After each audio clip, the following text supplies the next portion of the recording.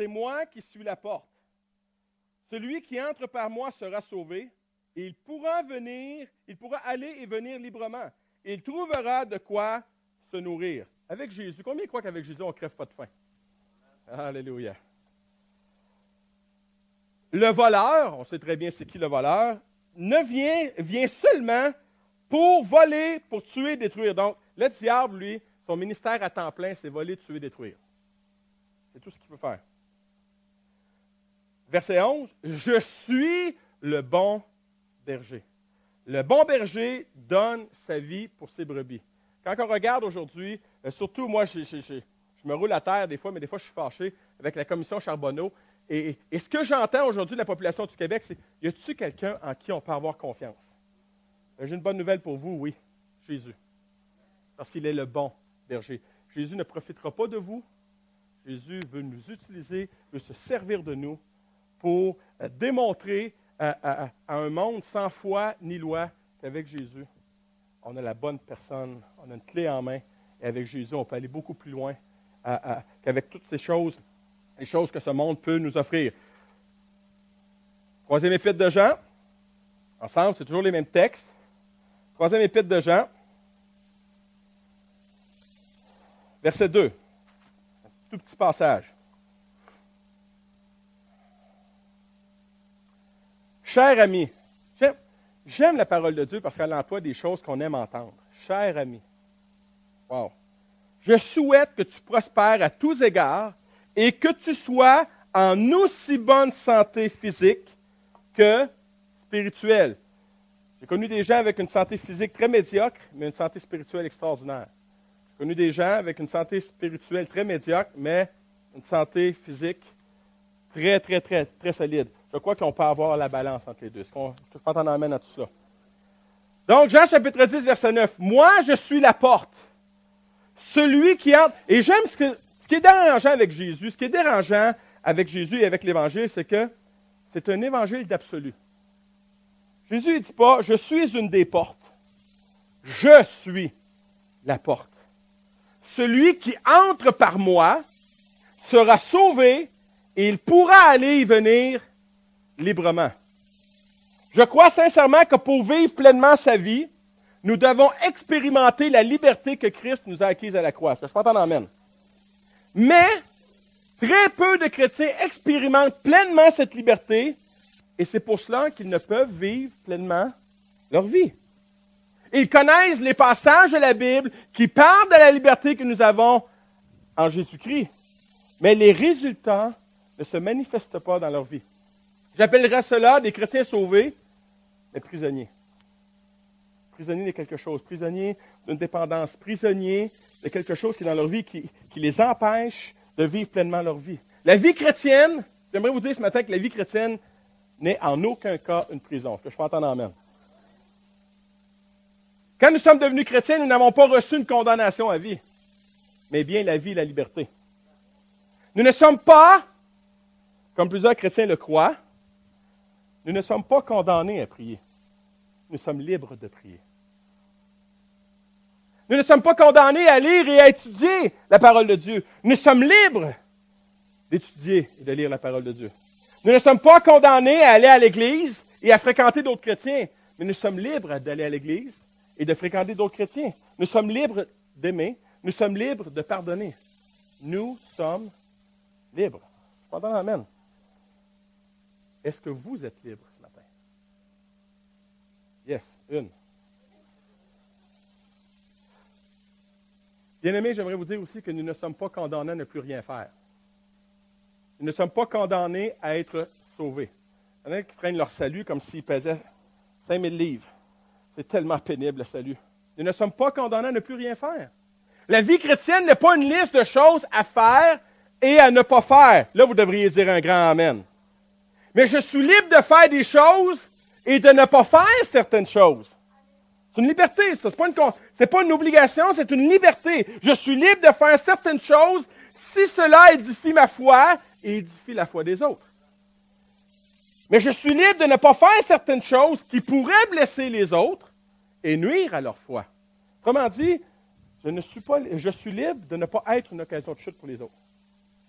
par ma façon de parler, par ma façon d'agir, par mon témoignage. 1 Corinthiens 6,12 nous dit, « Tout m'est permis, mais tout n'est pas utile. Tout m'est permis, mais moi, je ne permettrai à rien d'avoir autorité sur moi. » Yes. L'apôtre Paul, il dit, « Je peux tout faire, mais ce n'est pas toujours utile. » Ce n'est pas toujours utile. Il est vrai qu'en tant que chrétien, nous avons une pleine liberté. Mais je ne permettrai pas de faire en sorte d'être dépendant de quelque chose. Si vous avez une chose que vous ne pouvez vous passer, c'est que vous êtes dépendant et vous n'êtes pas libre. Et regardez-moi bien là, ce n'est pas une condamnation. Le désir et mon désir, le désir de Dieu et mon désir, c'est que le peuple de Dieu soit libre. Que cette chose, elle a autorité sur vous, ce n'est pas Jésus qui a autorité sur vous. C'est cette chose qui a autorité, qui dirige votre vie, qui saisit et qui fait en sorte que votre vie est dépendante de cette chose-là. Une des plus pires dépendances, je crois, de l'histoire, c'est celle-là. Facebook addict. Let's go. Le poupon, tout le monde, puis là, tout le monde a l'air d'être heureux. Et en avril 2010, il y a eu des recherches aux États-Unis. En avril 2010, 54 des Américains, 1 sur 2, 54 des Américains visitaient Facebook chaque jour. Ce n'est pas les 54 qui me terrorisent. C'est le nombre de temps que ces 50 %-là passent devant Facebook. Chaque personne, 54 des personnes qui visitent Facebook chaque jour passent en moyenne 6 heures par jour sur Facebook. Vous croyez que c'est difficile de passer 6 heures sur Facebook? Je l'ai expérimenté. J'en ai plus non plus. 6 heures par jour. Et après ça, on ose dire « Ah, j'ai pas eu le temps. » Boy! S'il y a quelque chose dans ma vie qui a autorité, je ne suis pas libre. Avez-vous une chose dans votre vie qui a autorité sur vous? Peu importe ce que c'est. Si oui, vous n'êtes pas pleinement libre. Donc, vous ne vivez pas pleinement votre vie. Pasteur, t'es dur ce matin. Non, je ne suis pas dur, je vous aime. Je vous aime tellement que je voudrais tellement que tout le monde soit libre. Tout le monde soit pleinement libre et vive pleinement leur vie. Galates 5,13 nous dit, « Oui, mes frères, sœurs, c'est à une pleine liberté que vous avez été appelés. Mais cela ne signifie pas qu'il faille en abuser et laisser libre cours à vos instincts. Que votre liberté ne serve ni de prétexte pour vivre comme des hommes livrés à eux-mêmes et pour assouvir leur convoitise. » Oh, bon, on n'est plus sous la loi. Pasteur Guy, en tant que pasteur, tu l'as entendu souvent, celle-là. Je ne suis plus sous la loi, je suis sous la grâce.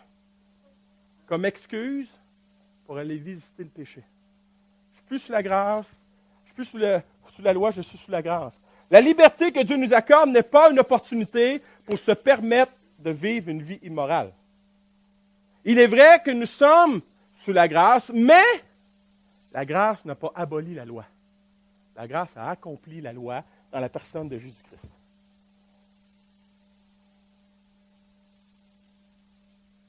Dans les pays d'Europe, il n'y a pas de panneau de signalisation de limite de vitesse. Mais ça ne veut pas dire qu'il n'y a pas de panneau de signalisation, qu'il n'y a pas de loi. La loi, elle a été accomplie par Jésus, ça ne veut pas dire qu'elle est disparue. 1 Corinthiens 10, 23. Tout est permis, mais tout n'est pas utile. Tout est permis, mais tout n'est pas constructif. Je me souviens d'un frère, j'avais été demeuré chez eux peut-être un 6 mois, et lui, en tant que chrétien, ça ne lui dérangeait pas de prendre une bière après le travail. Ce n'était pas un alcoolique, mais il prenait une bière. Et une des choses qui a touché mon cœur, c'est « Rock, toi, tu as un problème avec ça, est-ce que ça te dérange? » Si ça te dérange, je n'en prendrai pas. Et j'ai aimé la sagesse, parce qu'il voulait que ce soit constructif. Il ne voulait pas faire des choix qui pourraient me nuire à moi. Une des expériences. Là, avant la prochaine diapo, je ne veux pas que personne soit terrorisé, c'est mon ancienne vie, OK? Mais c'est juste pour un exemple ce matin. Prochaine diapo. Ça, c'est mon ancienne vie. OK? Et moi, j'avais les cheveux comme ça, là. OK, imaginez-vous ce matin, votre pasteur avec des cheveux, il ne perd pas de cheveux, avec du spray net dans les cheveux. Et ça, c'était un de mes bands, je les ai vus en spectacle et tout ça. Et leur meilleur album, c'est celui-là, Shout at the Devil. Et quand je me suis converti, ça a été un petit processus pour me débarrasser de certains albums, certaines choses. Je n'ai pas fait ça d'un coup et Dieu ne m'a pas demandé de faire ça d'un coup. Mais à un moment donné, j'invitais des amis à la maison, je leur témoignais de ma foi. Mais tout en continuant à écouter de la musique. Et, à un moment donné, l'album, je mets cet album-là, et là, Shout at the Devil, puis là, je chantais Shout, shout, shout at the devil. Puis là, le Saint-Esprit, il me dit, c'est parce que ce qui est en toi, puis ce que tu chantes, ça va pas bien ensemble. Et là, j'ai allumé que, OK, attends un petit peu, là. Si moi, je vais être un bon témoignage, et ça n'a rien à voir de me priver d'écouter de la musique. J'aime la musique. Si j'irais sur une île déserte, on m'offrirait la télé ou la musique, je prendrais la musique. Demain matin. Avec ma femme, bien sûr. Et je voulais que mes amis réalisent que j'étais libre de l'écouter ou pas de l'écouter. Et je savais que j'aurais beaucoup plus un impact en proclamant Jésus qu'en proclamant le diable. Maintenant, efface-moi cette image-là de ma vue. Tout est permis. Donc, ça m'était permis. Mais est-ce que c'était très, très utile pour ma foi? Pas vraiment. Est-ce que c'était utile pour la foi, pour mes amis que je voulais amener à la foi? Pas vraiment. Est-ce que c'était constructif pour ma foi? Pas vraiment. Donc, j'ai fait le choix. Mais j'étais libre de le faire ou non. Mais parce qu'il y avait une petite voix à l'intérieur qui me disait, « Qui est en toi, puisque tu chantes, ça ne va pas ensemble. » Ben, je me suis débarrassé de plusieurs albums. Pourquoi? Parce que mes choix vont déterminer si je suis en mode constructif ou destructif. Mes choix présents déterminent mon futur, déterminent ce que je vais devenir et ce que je vais faire. Et une des images les plus saisissantes que j'ai pu trouver dans les dernières années est celle-ci. De quel côté je suis ce matin? Choix destructif ou choix constructif? Vous voyez, du côté destructif, c'est pas ensoleillé, c'est ténébreux, et on peut voir la boule qui est là. Ça, c'est nos choix, qui détruisent nos vies, qui peuvent détruire nos vies. Et de l'autre côté, qui est beaucoup plus invitant, c'est mes choix qui sont constructifs. Et quand mes choix sont constructifs, c'est vous ce qui arrive? Il y a des gens qui se joignent à moi pour m'aider à bâtir ma foi. Et c'est le but de l'Église Nouvel Espoir ici, de bâtir votre foi. Un chrétien qui vit la vie chrétienne comme une condamnation à vie ne vit pas pleinement sa vie. La vie avec Jésus a fait de nous des hommes et des femmes libres. Est-ce que je peux entendre amen? Et je crois profondément que c'est de cette façon que Dieu voulait que nous vivions notre vie. C'est sa volonté. Pourquoi? Parce que Jésus nous le dit dans Jean 10, chapitre 9. C'est moi qui suis la porte. Celui qui entre par moi sera sauvé. C'est quand même pas pire en partant. Il pourra y aller librement. Il sera libre. Il sera libre. Mon désir ce matin s'accorde avec le désir de Dieu de voir son peuple vivre pleinement leur vie et expérimenter pleinement la liberté que Jésus nous a acquise à la croix. Plusieurs chrétiens ne vivent pas pleinement leur vie parce qu'ils vivent constamment sous la condamnation et la culpabilité. Ils ne vivent pas le plein acquittement de la croix. Savez-vous ce qui est arrivé à la croix? Quand Jésus a dit « Tout est accompli », vous êtes acquittés. Vous êtes acquittés. Mais plusieurs chrétiens, malheureusement, vivent comme des condamnés, comme des gens qui ont été jugés avec une peine sévère. Alors que Jésus a été jugé pour cette peine sévère. La peine que je devais subir, Jésus l'a subi à la croix. Combien connaissent le château de la Bastille? Je crois que j'ai l'image ici. C'est un petit château en France, plus une prison. La première pierre de la Bastille a été posée en 1370. Et c'est Charles V qui l'avait fait pour défendre Paris. Et il y avait 8 tours qui constituaient la Bastille. Et une de ces tours-là portait le nom surprenant de Tour de la Liberté. Et cette Tour de Liberté-là, un des privilèges, c'était la promenade surveillée dans le cours de la prison. C'était la seule chose, la seule liberté qu'ils avaient. Une prison dans laquelle on risquait d'être enfermé toute sa vie et dont l'une des tours s'appelait la Tour de la Liberté. Je crois qu'il y a des chrétiens qui vivent comme ça. La Tour de la Liberté, c'est la croix de Jésus-Christ. Mais ils marchent avec toujours ce regard de culpabilité, de condamnation, qu'ils se mettent eux-mêmes sur leur vie. Ils ne peuvent pas vivre pleinement leur vie. Alors que l'apôtre Paul déclare un de mes passages préférés dans la Bible qui dit « Maintenant, aujourd'hui, il n'y a plus aucun aucune condamnation pour ceux qui sont unis en Jésus-Christ. Est-ce qu'on peut, une fois pour toutes, saisir ce passage-là? Oh, mais pasteur, tu ne sais pas à quel point, des fois, je peux tomber. Moi, je ne vois pas l'apôtre Paul dire, si tu tombes, par exemple, peut-être une condamnation va venir sur ta vie. Ah, mais plus qu'une fois, pasteur. Je pense que ce passage-là est là justement pour plusieurs fois. Un coup que tu as Jésus-Christ dans ta vie, il n'y a plus aucune condamnation. Et des fois, on dit, ouais, mais là, c'est l'ennemi qui me met. Je pense que l'ennemi n'en fait pas tant que ça. Il en fait. Des fois, c'est nous qui se met une culpabilité, qu'on a de la misère à vivre avec les échecs de notre passé, à vivre avec nos chutes, à vivre avec les moments qui sont les pires de nos vies. Apprenez-le par cœur, ce passage-là, et appliquez-le. Aucune condamnation. Aucune, aucune, aucune, aucune. Est-ce que nous vivons dans cette liberté ce matin? Combien connaissent Booker T. Washington? Booker T. Washington est un homme qui a vécu dans les années 1800. Et quand il a fait partie des plantations avec sa mère, avec son père, et à chaque matin, à 5 heures, il y avait un coq qui chantait. Et le coq était le symbole d'une journée éreintante, sous la chaleur, le symbole d'esclavage, de maltraitance, le symbole d'une vie qui est destinée pour, je ne sais pas combien d'années, à vivre sous l'esclavage. Mais, il y a eu un miracle. Abraham Lincoln, qui est un chrétien convaincu, a signé un décret comme quoi on abolissait l'esclavage. Et quand ils ont reçu ce décret-là, évidemment, dans la plantation, tous les gens de race noire fêtaient, criaient et ils se sont couchés jusqu'à tard la nuit en louant Dieu parce que beaucoup de Noirs américains étaient chrétiens sur les plantations. Ils s'en remettaient toujours à Dieu.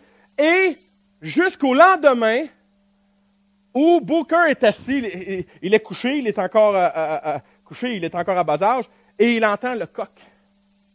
Il dit, oh non, et ça le ramène dans son passé, ça le ramène à son passé. Il sort dehors et il se rend compte que c'est sa mère qui court après le coq avec une hache. et l'histoire finit comme ceci. Ce jour-là, la famille Washington fit rôtir et mangea au dîner le réveil matin. Alléluia! Alléluia! Et ce que Jésus a fait à la croix, il a fait taire l'acte d'accusation qui était contre nous, l'acte de condamnation qui était contre nous. Le premier acte de liberté fut de réduire au silence le souvenir de leur esclavage. Question ce matin, avez-vous un coq dans votre vie? Avez-vous un coq dans votre vie? Avez-vous un coq dans votre vie? Il est peut-être temps de le réduire au silence.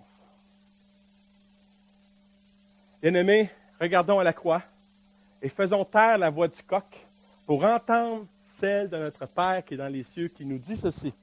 Ésaïe 43, 25. C'est moi qui efface tes transgressions pour l'amour de moi, et je ne me souviendrai plus de tes péchés. Amen? J'en ai encore une meilleure pour vous. Michée 9, verset 18, 19. Quel est le Dieu semblable à toi qui efface les fautes et qui pardonne les péchés du reste de ton peuple qui t'appartient? Toi, tu ne gardes pas ta colère pour toujours, mais tu prends plaisir à faire grâce. Oui, de nouveau, tu auras compassion de nous, tu piétineras nos péchés. Hey, Dieu, là, ton péché, là, tiens, t'essuie avec. Et au fond de la mer, tu jetteras nos fautes. Connaissez-vous les meilleurs pêcheurs de la planète? C'est des chrétiens. Les chrétiens s'en vont dans leur vie et ils pêchent. Ils pensent à leurs vieux péchés, à ce qu'ils ont pu faire. Puis ils pêchent, puis ils pêchent, puis ils pêchent, puis ils font... Tu ne vis pas pleinement ta vie quand tu pêches. Savez-vous quoi? Quand on pense à nos vieilles affaires, puis qu'on se rend coupable, puis qu'on se sent condamné, c'est que ça mord au bout de la ligne. Mais savez-vous quoi? Il est interdit de pécher dans un endroit comme ça. Quand Dieu prend nos péchés et qu'il les jette dans la mer de l'oubli, interdiction de les pécher. Donc, il est peut-être temps de prendre votre canne à pêche et de l'utiliser pour du vrai poisson, plutôt que de l'utiliser pour nous souvenir des mauvaises choses qu'on a faites dans notre vie, alors que c'est réglé à la croix. 1 Jean 1,9 nous dit ceci, « Si nous reconnaissons nos péchés, il est fidèle et juste, et par conséquent, il nous pardonnera nos péchés et nous purifiera de tout le mal que nous avons commis. » Wow, ouais, mais ça ne peut pas être si simple que ça. Effectivement. Ouais, mais à qui je peux confesser mes péchés? À Dieu. Seigneur, je te demande pardon, c'était pas fort mon affaire, je te demande pardon. Et savez-vous quoi? C'est réglé. Et souvent, on revient à Dieu. Ouais, mais Seigneur, tu sais là ce que j'ai fait là. Et savez-vous ce que Dieu nous dit? Pourquoi tu parles? Pourquoi tu parles? Je m'en souviens même plus. C'est réglé. Je crois qu'on a plus de mémoire que Dieu n'a lui-même. Beaucoup plus. Beaucoup plus. Faisons taire le coq qui nous rappelle les péchés de notre passé et écoutons le Père qui nous pardonne et qui nous appelle à vivre pleinement notre vie au quotidien. Est-ce que je peux entendre un grand amen? Deuxième point. Plusieurs chrétiens ne vivent pas pleinement leur liberté en Christ parce qu'ils marchent constamment avec des regrets. Là, c'est plus la condamnation, c'est plus la culpabilité, c'est les regrets. Si je pouvais revenir en arrière. C'est une bonne nouvelle pour vous, vous ne pouvez pas. Vous ne pouvez pas revenir en arrière. Si. Une chanteuse country qui disait, si on pouvait recommencer. Si je pouvais recommencer. Si je pouvais revenir en arrière. Ils ne vivent pas pleinement leur liberté car ils sont prisonniers de leurs échecs passés, des choses qu'ils n'ont pas accomplies, de relations brisées. Ils vivent tellement dans leur passé regrettable qu'ils ne peuvent voir l'avenir extraordinaire que Dieu leur réserve pour leur futur. Votre passé n'a pas d'avenir. Votre passé n'a pas d'avenir. Ils ne font que soupirer après leur vie chrétienne. C'était recommencé. Avoir su. Leur passé devient leur vie quotidienne de sorte qu'ils exercent un pouvoir sur eux. Ce qui les aveugle au point où ils ne vivent que dans le désespoir par rapport à un avenir meilleur. Ils soupirent après leur passé et ils soupirent sur ce qu'aurait pu être leur vie. En Italie, il y a un pont qui s'appelle le pont des soupirs. C'est un vrai pont que vous avez sur à Venise. Et le pont des soupirs séparait le palais de justice des geôles italiennes. Et quand le prisonnier subissait sa cause, ou il était accusé à vie, il passait sous le pont. Et à travers les petites choses, les petites pierres, il y avait un soupir. Il voyait Venise au loin et il soupirait sur un avenir qui n'aura plus sa place parce que maintenant, je vais dans la prison et je ne sortirai plus jamais. Et on a baptisé ce pont des soupirs, le pont des regrets, le pont d'un avenir qui est sombre, qui est fini, le pont où il n'y a plus rien à faire. Gordon MacDonald a dit ceci. Nos hier peuvent exercer un réel pouvoir sur notre vie actuelle, au point de dominer nos relations, nos choix, notre conception de nous-mêmes, voire même notre compréhension de Dieu. Un passé non réparé ne disparaît pas. Il demeure bien vivant et se manifeste au moment inopportun dans le parcours de notre vie. Bien-aimés, j'aimerais vous dire que Jésus l'a réglé notre passé. Est-ce que c'est réglé pour nous ce matin? Plusieurs chrétiens disent être nés de nouveau, mais ils ne cessent de marcher dans le passé de leurs échecs, de leurs épreuves, de leur « j'aurais donc dû avoir su » tout ce temps perdu. J'aimerais vous dire qu'avec Dieu, il n'y en a pas de temps perdu. Il n'y en a pas de temps perdu. C'est un temps d'apprentissage. C'est un temps qui va me permettre d'aller encore plus loin. Bien-aimé, votre passé n'a pas d'avenir. Savez-vous qu'aujourd'hui, le 16 février 2014, Dieu ne se préoccupe pas du tout de votre passé. Est-ce qu'on se préoccuperait plus de notre passé que Dieu se préoccupe de notre passé? Dieu s'en est préoccupé. D'ailleurs, il a envoyé Jésus il y a 2000 ans sur la croix pour le régler le passé.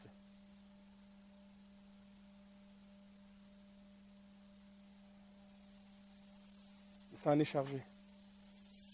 Bien-aimé, il est temps de vivre pleinement notre vie. Prenons l'exemple de l'apôtre Paul. Philippiens 3, verset 13. Non, frère, pour moi, je n'estime pas avoir saisi le prix, mais je fais une seule chose. Il n'en fait pas beaucoup, Paul, mais il n'en fait rien qu'une. Mais c'est la plus importante. Oubliant ce qui est derrière moi et tendant toute mon énergie vers ce qui est en avant. Oubliant ce qui est derrière. Oui, mais pasteur, on ne peut pas oublier. Vrai. Mais quand on regarde le contexte ici, Et en grec, oublier veut dire ceci. Ne pas prendre soin de, ne pas se soucier de. Autrement dit, je ne peux pas oublier complètement le passé. Mais l'apôtre Paul dit, moi, je ne m'en soucie plus du passé. Ce n'est pas vrai que je vais prendre soin plus de mon passé que de mon présent pour mon avenir. Il y a des frères et des sœurs bien-aimés qui prennent soin de leur passé, qui le chérissent même, tellement qu'ils ne voient plus l'avenir, qu'ils ne voient pas l'avenir. Et ils distorsionnent le cœur de Dieu, comme un Dieu qui ne répare pas, qui ne pardonne pas, un Dieu qui est sévère, un Dieu qui est en colère, un Dieu qui nous attend toujours avec une brique fanale quand on fait des torts. L'apôtre Paul ne vivait pas dans un oubli de déni. D'ailleurs, dans 1 Timothée 1, il nous dit ceci. « Moi, qui autrefois avait blasphémé son nom, persécuté ses disciples, attaqué son Église, mais il a eu pitié de moi car j'agissais par ignorance, puisque je n'avais pas la foi. Alors, la grâce de notre Dieu a inondé ma vie, elle s'est manifestée à moi avec une surabondance extraordinaire. » Dans l'apôtre Paul, je pense que c'est ça que ça prenait. « M'éveillant à cette foi et à cet amour qui naît de la communion avec Jésus-Christ. » J'aimerais vous dire que Paul refusait de vivre avec son passé. Il refusait de vivre avec son passé. Il refusait que son passé ait la mainmise sur lui. Il ne voulait pas que son passé nuise à l'œuvre que Dieu l'appelait. Son passé n'avait pas d'emprise sur lui. Son passé ne contrôlait pas sa vie. Paul était un homme libre. Libre de son passé, libre de vivre pleinement sa vie. Il ne soupirait pas après son passé. Il y a un passé qui est très dangereux aussi, qu'on ne pense pas souvent. C'est le passé du « c'était dans le bon temps ». C'était dans le bon temps. J'aimerais vous dire que le bon temps, ce n'est pas hier, c'est ce qui s'en vient. Ouais, mais dans le temps, là, des cafés rencontres, la présence de Dieu. Vous n'avez rien vu, parce que dans le futur, ça va être encore meilleur. Dans le bon temps. Le bon temps, ce n'est pas hier, c'est demain. C'est demain. Est-ce que je peux entendre amène?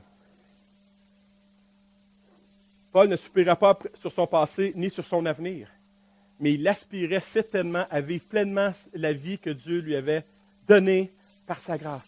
Un autre homme, plusieurs le connaissent, Charles Colson, qui est décédé il y a 2 ans. Mes recherches sur Internet m'ont forcé la main. Je vais lire sa biographie cette année. J'aime tellement cette femme-là. Charles Colson, pour les plus vieux, donc moi j'avais 6 ans, donc je parle à mes 60 ans et plus, qui avait connu le scandale du Watergate. Chuck Colson était le bras droit de Richard Nixon à ce moment-là. Et Richard Nixon a dû être destitué. Et Chuck Colson, c'était tout lui qui brillait. Tous les complots, puis tous les mensonges, obstruction à la justice, obstruction aux policiers dans le but de faire une enquête.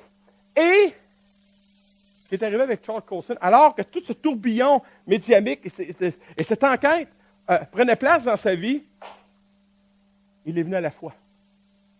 Il est venu à la foi, il a rencontré Jésus-Christ à travers un ministère. Et au moment où il vient pour aller en cour, pour être jugé, pour témoigner, il s'est levé devant le juge et dit, maintenant, je ne peux plus vous mentir. J'ai Christ dans ma vie et je vais dire la vérité. Peu importe les conséquences qui vont arriver. Et Chuck Colson a eu une sentence de prison pour tout ce qu'il avait fait, pour tout ce qui avait pris place dans le scandale du Watergate. Et malheureusement, quand il est décédé, un article dans un journal disait ceci. Chuck Colson, fondateur du Prison Fellowship, a passé 40 ans à aider des gens à entendre et à comprendre l'Évangile de Jésus-Christ. Lorsqu'il est mort, en avril 2012, on a publié un article intitulé « Charles Colson, l'homme au cou fourré de Nixon, meurt à l'âge de 80 ans ». Il y aura toujours quelqu'un, regardez-moi bien, et je veux que vous compreniez bien ce matin, il y aura toujours quelqu'un, même dans l'Église, pour nous rappeler de notre passé. Pour nous rappeler nos échecs. Pour nous rappeler les relations brisées. Pour nous rappeler des choses manquées. Il semble étonnant que l'on ait identifié un homme ayant été transformé à un tel point par la foi, en rappelant les choses qu'il avait faites dans le cadre de ses fonctions d'assistant politique impitoyable du président des décennies plus tôt, avant de connaître le Sauveur. Chuck Colson aurait pu soupirer après son passé, avec tout ce qu'il avait fait. Et avec raison, mais suite à sa rencontre avec le Christ, il a pris la décision de tendre vers l'avant, d'oublier son passé afin d'accomplir l'œuvre à laquelle Dieu l'appelait. Son passé n'avait pas d'emprise sur lui. Je crois que Chuck Colson a vécu pleinement sa vie et pleinement sa liberté dans les 40 dernières années de sa vie. Est-ce que je peux entendre amen? Et il est possible à partir d'aujourd'hui que vous puissiez vivre pleinement votre vie, pleinement votre liberté à partir d'aujourd'hui. À partir d'aujourd'hui. L'avenir que Dieu nous réserve n'a rien à voir avec notre passé, mais bien avec une œuvre extraordinaire accomplie à la croix il y a 2000 ans et qui a réglé une fois pour toutes notre passé regrettable. J'aimerais vous dire ce matin que Dieu est beaucoup plus préoccupé par notre présent, par notre avenir, que par notre passé. Et nous devrions faire de même. Quelqu'un a dit ceci. Ne regarde pas en arrière, tu ne vas pas dans cette direction. Wow! Ne regarde pas en arrière. Avez-vous déjà essayé de conduire votre auto en regardant par en arrière? C'est idiot, mais c'est ce qu'on fait dans nos vies. Et Jésus a dit, celui qui est bon pour le royaume de Dieu ne doit pas regarder en arrière. Celui qui regarde en arrière, il n'est pas bon pour le royaume de Dieu. Ne regarde pas en arrière, tu ne vas pas dans cette direction. Mon dernier point ce matin. Plusieurs chrétiens ne vivent pas pleinement leur vie parce qu'ils ne saisissent pas la vérité de la parole de Dieu. Ils connaissent des choses sur la parole de Dieu. Ils peuvent vous réciter des versets par cœur sur la parole de Dieu. Mais entre la réciter, la connaître et l'expérimenter, c'est deux. J'aurais pu vous amener toutes sortes de preuves scientifiques, comme quoi que la Bible, c'est vraiment la parole de Dieu. Il y a plein de preuves aujourd'hui archéologiques, scientifiques, qui prouvent que la Bible est la parole de Dieu. Et même des scientifiques non chrétiens qui ont penché leur œil sur ce livre et qui déclarent aujourd'hui qu'il n'y a rien qui se contredit dans ce livre. Et un qui s'est battu toute sa vie, un athée convaincu, et monsieur ici, là, monsieur Voltaire. Monsieur Voltaire a déclaré pendant longtemps que Dieu n'existait pas, et il a même déclaré ceci. Dans 100 ans, et lui, il a vécu dans les années 1600, 1700, dans 100 ans, ce livre sera complètement tombé dans l'oubli. En 100 ans. Donc, je pense qu'il a manqué son coup. Mais connaissez-vous l'humour de Dieu? Voltaire avait une maison. Et 100 ans après la mort de Voltaire, cette maison est devenue un dépôt pour la vente de la Bible. Wow! C'est qu'il a dénigré toute sa vie. Dieu a dit, quand tu vas mourir, mon monsieur, là, moi, je vais prendre ta maison. Parce que tout m'appartient de toute façon et je vais y déposer ma parole. Ce pourquoi tu t'es battu, je vais prouver, moi. Je vais prouver que ma parole est la parole de Dieu. Et aujourd'hui, sa maison est transformée en musée. Et beaucoup ont oublié Voltaire, mais personne n'a oublié la Bible. Et comment? La preuve est celle-ci. Dernièrement, en 2010, c'est le top 10 des livres les plus lus dans le monde dans les derniers 50 ans. Et là, on peut voir, il y a des Harry Potter, Da Vinci Code et tout ça, et à coups de millions. Et quand on regarde la Bible, c'est 3 milliards 900 millions de personnes qui ont lu, qui lisent la Bible. C'est le livre le plus lu dans les 50 dernières années. Et d'ailleurs, c'est le seul livre religieux que vous voyez là. La Bible a un impact. La Bible est la parole de Dieu et la Bible change des vies. Marc 13, 31, Jésus nous dit ceci. Le ciel et la terre passeront, mais mes paroles ne passeront jamais. Jamais. On a essayé de détruire la Bible, de la brûler. Et d'ailleurs, Gutenberg, l'inventeur de l'imprimerie, la première chose qu'il a imprimée, c'est l'Évangile de Jean. Pourquoi? Parce qu'il croyait que ce livre allait avoir un impact dans le monde entier. Et il a un impact dans le monde entier. Jean chapitre 8, versets 32 et 36 nous dit, « Vous connaîtrez la vérité, et la vérité fera de vous des hommes et des femmes libres. Si donc c'est le Fils qui vous donne la liberté, alors vous serez vraiment des hommes et des femmes libres. » Je ne crois pas ici que Jésus parlait d'une liberté en dehors des Saintes Écritures. Quand nous venons à Jésus, nous devrions comprendre que la Bible est son livre de conseils pour que nous puissions vivre pleinement notre vie. Est-ce que je peux entendre amen? Il y a plein de bons livres chrétiens. Ma bibliothèque est pleine ici, elle est pleine à la maison. Il n'y a rien qui remplace. Je suis tellement attristé des fois de voir des chrétiens lire plus des livres de chrétiens que de lire le livre. Est-ce que c'est bon de lire d'autres livres? Absolument. Je suis un lecteur invétéré. Mais jamais je vais laisser passer un livre à côté de ce livre. La Bible et Jésus sont inséparables. Et certains chrétiens, certains mouvements et certains enseignants l'ont fait. Ils ont osé. Ils ont osé. John Piper a dit ceci. Comme nous nous laissons facilement tromper, hélas, en pensant qu'une vie meilleure ou plus riche viendra des choses qui nous attirent loin de la parole. Je vais vous dire que la définition du bonheur est dans la Bible. Un petit devoir, vous irez lire Matthieu chapitre 5, les versets 1 à 12. Heureux ceux, car. Heureux.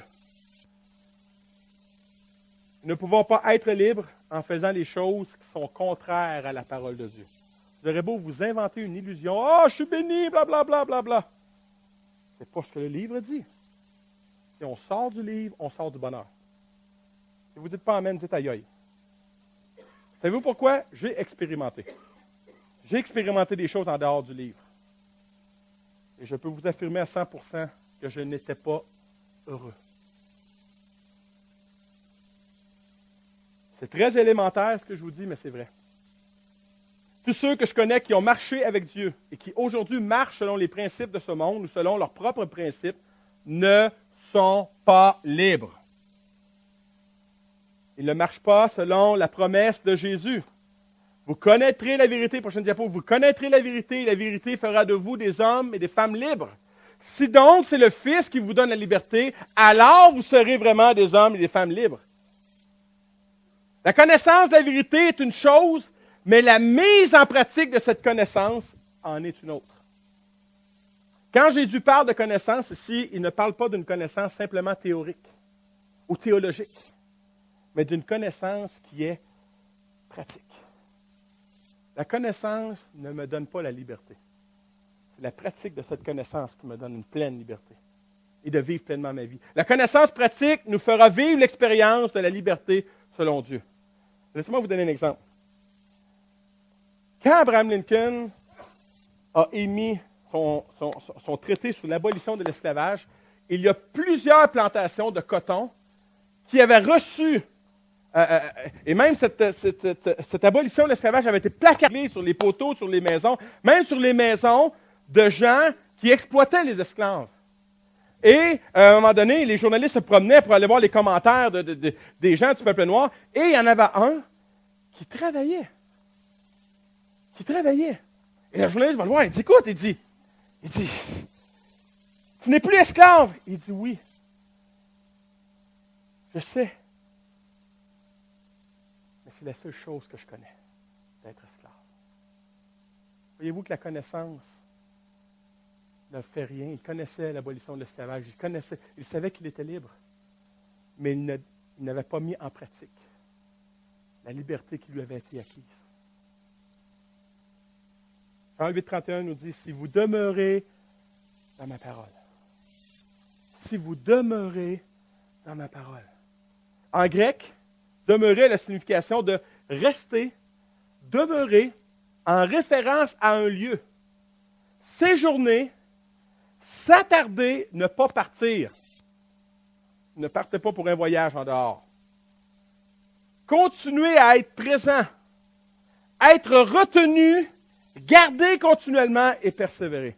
Est-ce que c'est facile? Non. Par contre, c'est nécessaire. C'est nécessaire d'expérimenter la vie. Si vous demeurez dans la vérité, malgré tout, si vous demeurez dans ma parole, vous serez libre. Vous vivrez pleinement votre vie. Mais si vous ne demeurez pas dans ma parole, vous ne pourrez pas vivre pleinement votre vie. Et vous ne pourrez pas vivre pleinement la liberté. Nous avons vu 3 points ce matin, j'aimerais inviter les musiciens. Nous avons vu 3 points ce matin qui peuvent nous empêcher de vivre pleinement notre liberté. Et du même coup, de vivre pleinement sa vie. J'aurais pu en énumérer d'autres, en développer d'autres. C'est pas nécessaire ici. Mais je vais quand même vous énumérer quelques affaires où on peut être emprisonné et qui nous empêchent de vivre pleinement notre vie, pleinement notre liberté. La peur des autres. Qu'est-ce qu'ils vont penser, qu'est-ce qu'ils vont dire, qu'est-ce qu'ils vont faire. La parole de Dieu dans les Proverbes nous dit que la peur des autres tend un piège sous nos pas.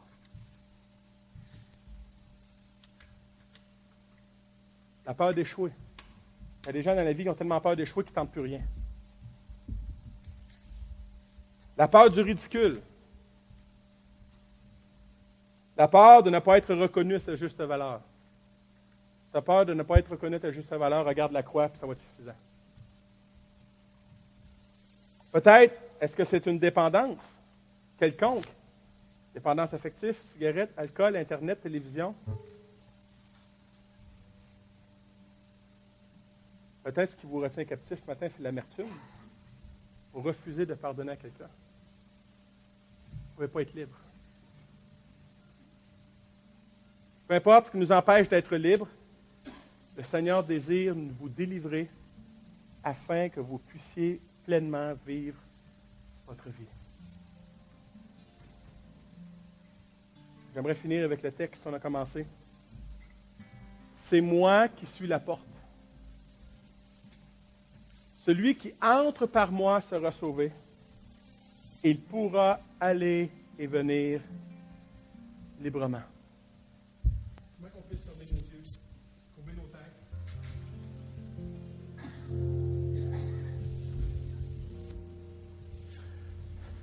Alléluia, Seigneur.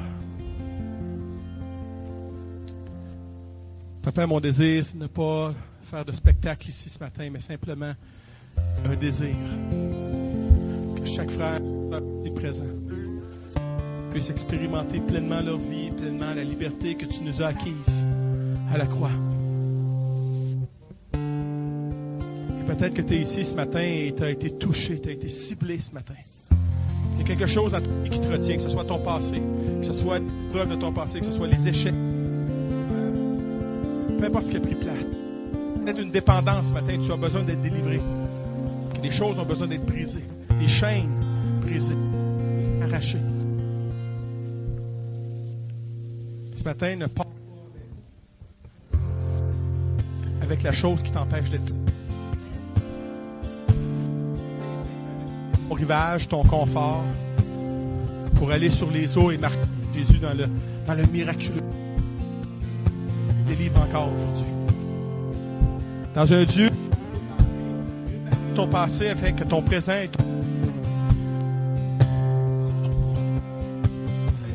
plus que qu'est-ce que tu as imaginé ou même pensé. Le désir de Dieu ce matin, c'est que son peuple sortir de l'Égypte, du lieu de l'esclavage, pour aller dans un pays d'abondance. Peut-être que tu es ici et tu n'arrêtes pas d'aller pêcher dans la mer de l'oubli. En sortant toutes les fois, tu te sens coupable, tu te sens...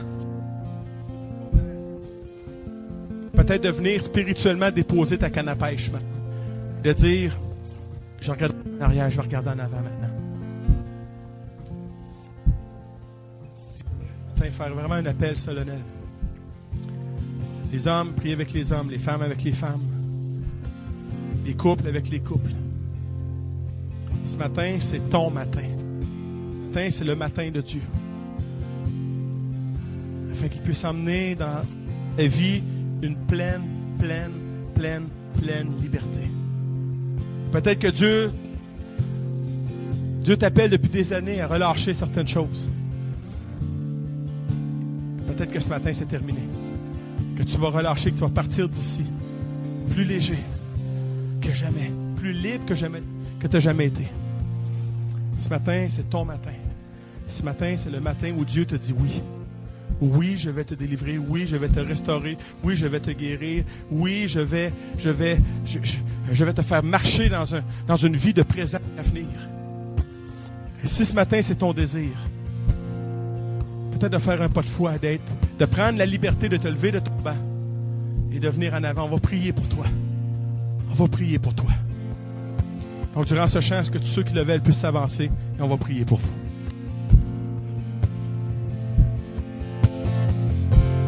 Comme les autres semaines, que nous ne puissions pas vivre une autre journée comme les autres journées. Et je prie que chaque frère, chaque sœur puisse vivre une pleine liberté en toi. Qu'ils puissent vivre vraiment pleinement leur vie en toi. On veut faire taire la voix du coq. La voix du passé qui nous rappelle comment on était esclave, comment on n'était pas fin, comment on était... Et des fois, le passé n'est pas plus loin qu'hier. Parce que le passé, c'est pas il y a 20 ans, c'est pas il y a 15 ans, c'est il y a hier. Et je prie que cette Église devienne non seulement une Église pleine d'espoir, mais une Église qui regarde en avant, où ses membres regardent en avant, où chaque personne qui foulera le plancher de cette Église puisse devenir une personne d'avenir.